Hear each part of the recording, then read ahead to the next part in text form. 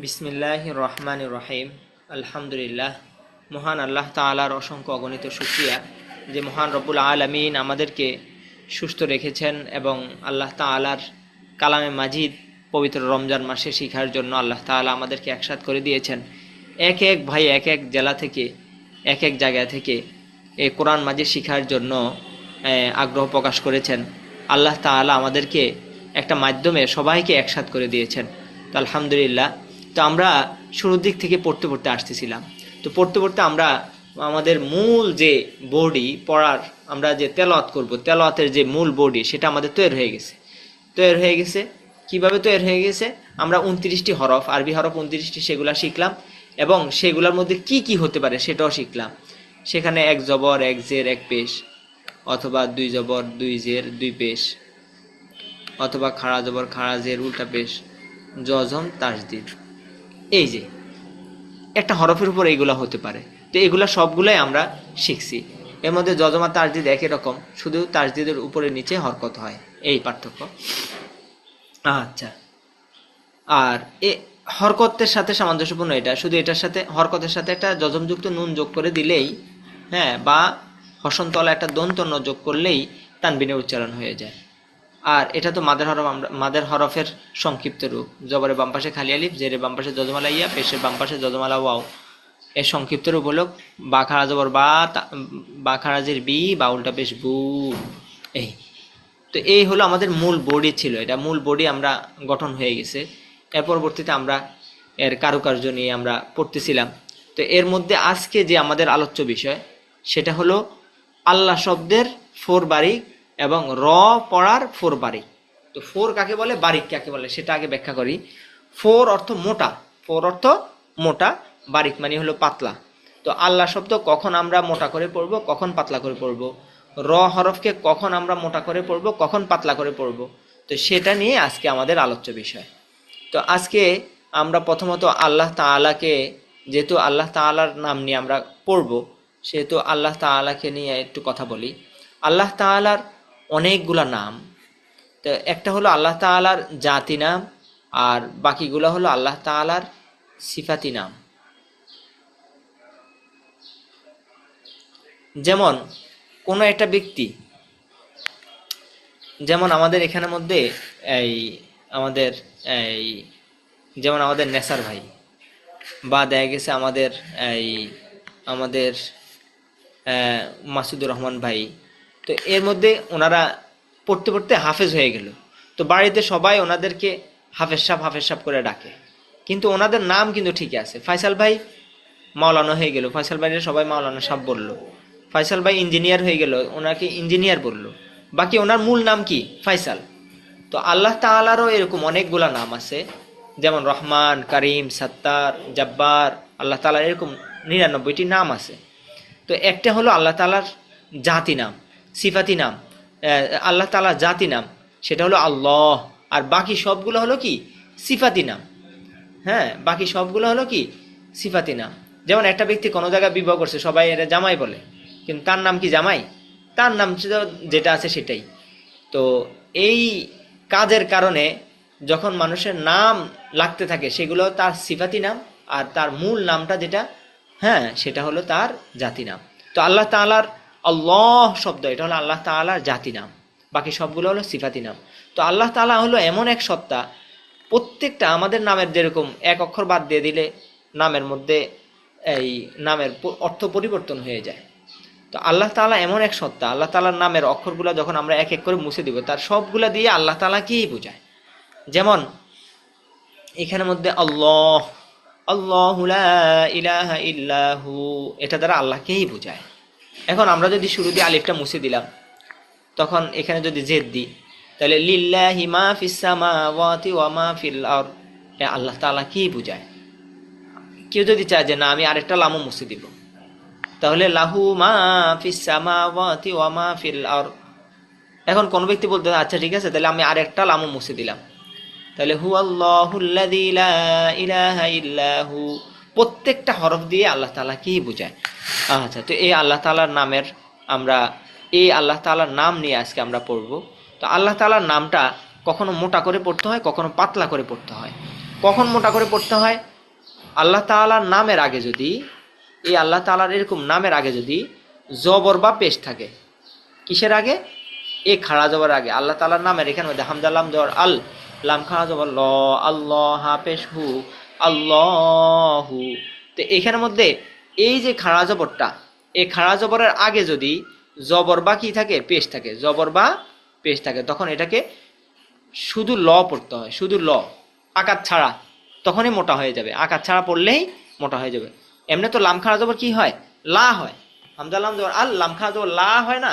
কিন্তু আল্লাহ তাআলার নামের আগে যদি জবর বা পেশ আসার কারণে এটাকে ল পড়তে হয়, শুধু ল, আকার ছাড়া, তখন এটা মোটা হয়ে যায়। আল্লাহু।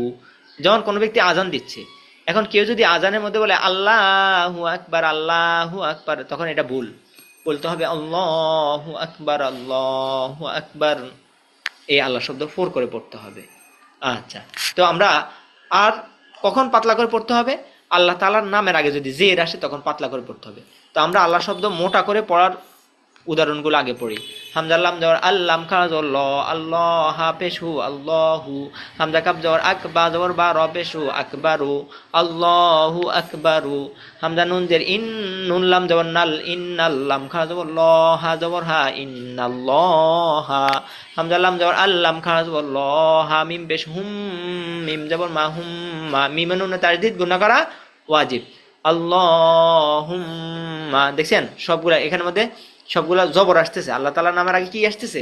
সুবহানাল্লাহি। সবগুলা নামের, আল্লাহ তাআলার নামের আগে জবর আসছে। এবার পেশের উদাহরণ।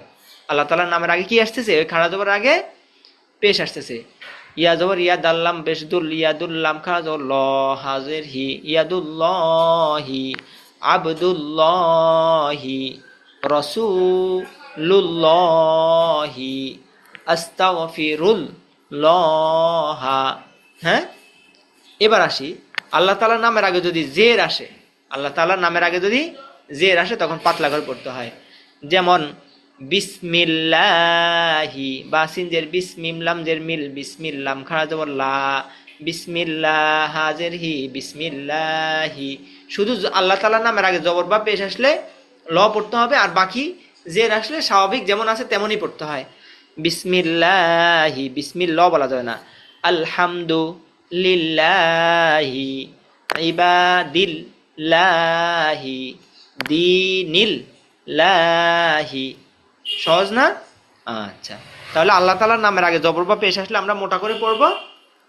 হ্যাঁ, তো জবরের উদাহরণ এই, পেশের উদাহরণ এই। এরপর আল্লাহ তাআলার নামের আগে জের আসলে নর্মাল যেমন আছে তেমনই পড়তে হয়, অর্থাৎ পাতলা, সেটা আমরা পড়লাম। আচ্ছা, এবার আসি র ফোর বারিক। র ফোর বারিকের বিষয়টা হলো, আল্লাহ তাআলার নামের ফোর বারিকের মধ্যে যেরকম স্পষ্ট দেখা গেছে, স্পষ্ট আমরা শুনে বুঝছি, এটা হলো আল্লাহু, এটা হলো লিল্লাহি, পার্থক্য স্পষ্ট বোঝা গেছে। কিন্তু র ফোর বারিকের পার্থক্যটা ওরকম স্পষ্ট বোঝা যাবে না।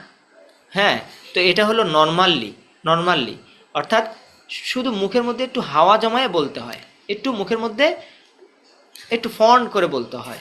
যেমন কেউ যদি বলে যে হাউ আর ইউ, তুমি কেমন আছো, হাউ আর ইউ, তাহলে এটা রটাকে কি করে বললো? পাতলা করে বলছে, ইংলিশে বোঝাচ্ছে আর কি। তো কেউ যদি একটু ফন্ট করে বলে এটাকে, তো কেউ বলবে হাউ আর ইউ। হ্যাঁ, তো হাউ আর ইউ যখন বলছে তখন মুখের মধ্যে একটু হাওয়া জমে গেছে, জিহ্বাটাকে একটু বাঁকা করে দিলেই হয়ে যায়, সেটা হলো ফোর করে বলা হইলো। হ্যাঁ, এটা হলো হাউ আর ইউ, পাতলা করে বললো হাউ আর ইউ। হ্যাঁ, তো এটা মোটা করে পড়লো, এরকম আর কি। তো রর মধ্যে কখন আমরা রকে একটু মোটা করে পড়বো, মুখের মধ্যে একটু হাওয়া জমাইয়া, সেটা হলো র হরফে যদি জবর বা পেশ থাকে তখন রকে আমরা কি করে পড়বো? মোটা করে পড়বো। আর র হরফে জেদ থাকলে পাতলা করে পড়বো। ওই আল্লাহ শব্দের মধ্যে যেরকম আল্লাহ শব্দের খাড়া জবরের আগে জবর বা পেশ থাকলে মোটা করে পড়ছি, জেদ থাকলে কি করে পড়ছি? পাতলা করে পড়ছি। তো ঠিক তেমনি হবে রর মধ্যে জবর বা পেশ থাকলে মোটা করে পড়বো। যেমন র, র জবর র, র পেশ রু, একটু মোটা, স্বাভাবিক যেটা এটাই। কেউ যদি মোটা করতে না পারে নর্মালি পড়েন, সমস্যা নেই, বাকি আমাদের নিয়মটা জেনে রাখা আর কি। হ্যাঁ, র, রু আর যে থাকলে পাতলা। এখন আপনাদের মনে মনে একটা প্রশ্ন হতে পারে, আচ্ছা হুজুর, তাহলে র হরফে যদি জজম থাকে তাহলে বা তাসদিদ থাকে তাহলে আমরা কি করব? তো র হরফে যদি জজম থাকে তখন আমাদের করণীয় হচ্ছে তার আগের হরফে দেখব। তার আগের হরফে যদি জবর বা পেশ থাকে তখন মোটা করে পড়বো, জেদ থাকলে পাতলা করে পড়বো। ঠিক আছে না? সহজ কথা না? র হরফে জবর বা পেশ থাকলে মোটা করে পড়বো, জেদ থাকলে পাতলা করে পড়বো। এরপর যদি র হরফে জজম থাকে তাহলে আগের হরফে দেখবো জবর বা পেশ আছে কিনা। হ্যাঁ, জবর বা পেশ থাকলে মোটা করে পড়বো, জেদ থাকলে পাতলা করে পড়বো। যেমন হামজা র জবর অর, হামজা র পেশ ওর, হামজা র জের ইর, পাতলা। হ্যাঁ, আচ্ছা, তাহলে আমরা বুঝলাম র হরফে জবর বা পেশ থাকলে মোটা করে পড়তে হয়। র হরফে, আচ্ছা, র হরফে জজম তার আগের হরফে জবর বা পেশ থাকলে মোটা করে পড়তে হয়। র হরফে জেদ থাকলে পাতলা করে পড়তে হয়। এখন র হরফে যে জজম তার আগের হরফে যদি জেদ থাকে পাতলা করে পড়তে হয়, এটা আমরা জানি, স্পষ্ট আমাদের কাছে। তবে যদি এরপরে এখানে এখানের মধ্যে যদি এই 7 হরফ থেকে কোনো একটা হরফ আসে, সদ্দ তজ খ গইন কফ, ওই যে হরফগুলা, কোন হরফগুলা, যেই হরফগুলাকে জবর দেওয়ার পরও এইগুলোর মধ্যে কি হয় নাই, যেগুলোর মধ্যে জবর দেওয়ার পরও সেগুলো আকারকে গ্রহণ করে নাই। হ্যাঁ, যেমন সদ জবর স, দত জবর দ, ত জবর ত, জ জবর জ, গইন জবর গ, খ জবর খ, কফ জবর ক, যেগুলোর মধ্যে আকার দেওয়ার পরও সেগুলো আকারকে গ্রহণ করে নাই। এর মধ্যে র ছিল। হ্যাঁ, আচ্ছা আচ্ছা, এই যে র তো এখানে আসে। আচ্ছা, তো এই হরফগুলা যদি র হরফে জজম তার আগের হরফে যে থাকলে পাতলা করে পড়তে হয়। তবে যদি পরে যদি আবার এই মুস্তালিয়ার 7টি হরফ আসে, তখন আবার এই বারিকটা আবার পাতলা ফোরে পরিণত হয়ে যায়, মোটা হয়ে যায়। যেমন উদাহরণগুলো পড়লে আমাদের ক্লিয়ার হয়ে যাবে। যেমন যেমন রব্বুকা, এখানের মধ্যে র মধ্যে জবর আসার উদাহরণ দিচ্ছে। রব্বুকা, রবা রব্বা পেশ বু, রব্বু কাপ জবর কা, রব্বুকা, র জবর র সিন হওয়া পেশ সু, রসুল আম দুই পেশ লুন, রসুলুন, ওয়াও র জবর ওয়ার র, ওয়াও পেশ রু, ওয়ার রু, হা পেশ হু, ওয়ার রু হু, নুন সদ নাসর লাম পেশ রুল, নাসরুল্লাম খা জবর ল, নাসরুল্লাহ হাজির হি, নাসরুল্লাহি। এরপরে দি আর সালা, হামজা র জবর আর, সিন জবর সালাম জবর লা, আর সালা। এখানের মধ্যে র হরফে জবর বা পেশ আসার উদাহরণ উপরে দিল। যেমন এই যে জবর আসার উদাহরণ দিল, জবর আসার উদাহরণ দিল। এরপর রর মধ্যে পেশ আসার উদাহরণ দিল, রর মধ্যে পেশ আসার উদাহরণ দিল। এখন র হরফে জজম তার আগের হরফে পেশ এবং জবর আসার উদাহরণ দিচ্ছে। আর সালা, ইয়ারজিউনা, কুরআনুন, মুরসালুনা।